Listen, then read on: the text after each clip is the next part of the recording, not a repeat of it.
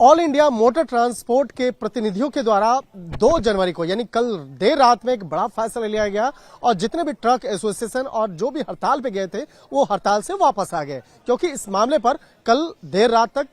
केंद्रीय गृह मंत्रालय में केंद्रीय गृह सचिव के साथ एक महत्वपूर्ण बैठक हुई। उसके बाद ट्रक एसोसिएशन की बात करें या ऑल इंडिया एसोसिएशन की बात करें, उन लोगों ने फैसला लिया कि इस हड़ताल से वो वापस आएंगे। अब जिसके बाद आज के मार्केट में अब उसका असर भी देखने को मिल रहा है, क्योंकि हड़ताल वापस ले लिया गया है और हड़ताल अब पूर्ण तौर पे खत्म हो गया है। लेकिन अब सवाल उठता है कि आखिर ये हड़ताल हुआ कैसे। काफी जो बातों को एसोसिएशन के द्वारा भी इस मामले में कबूला गया कि कई ऐसी जो धाराएं और उसके जुर्माने को लेकर काफी अफवाहें मार्केट में हुई और जिसके चलते ये हड़ताल की एक नौबत आई और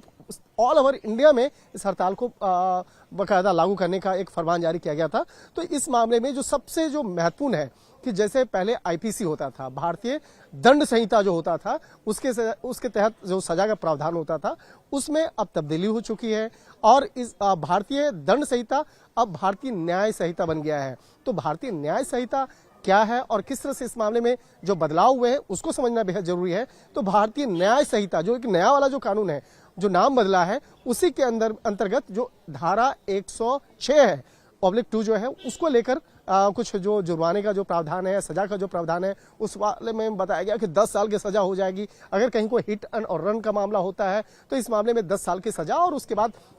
लाखों रुपया का आपको जुर्माना लग सकता है। तो इस मामले को एक अफवाह के तौर पे फैलाया गया, लेकिन बाद में जब एसोसिएशन के लोग केंद्रीय गृह मंत्रालय पहुंचे तो उन्हें बताया गया कि ऐसा कोई सजा का प्रावधान नहीं है, ना ही ऐसा जुर्माने का प्रावधान है, क्योंकि इस मामले पर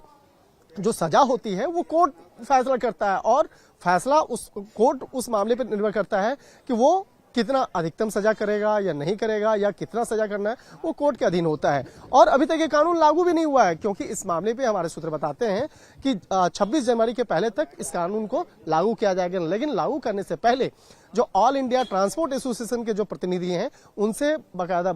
बातचीत की जाएगी और उसके बाद ही ये धाराओं को लागू किया जाएगा। तो एक तरह से कहा जा सकता है अफवाह की स्थिति तो खत्म हो गई है। इस मामले में साफ तौर पर केंद्रीय गृह मंत्रालय के द्वारा भी बताया गया और इसके साथ ही इस मामले में एसोसिएशन के द्वारा भी साफ तौर पर बताया गया कि यह अफवाह कैसे उड़ी है और इसके साथ ही किस तरह से इस मसले का समाधान निकाला गया है। लेकिन एक खुशी की बात जरूर है कि हड़ताल समाप्त हो गया है, लेकिन अभी भी इस धारा को समझने के लिए जो एक असमंजस की स्थिति बनी हुई है, जल्द ही इस मामले का भी खात्मा कर दिया जाएगा।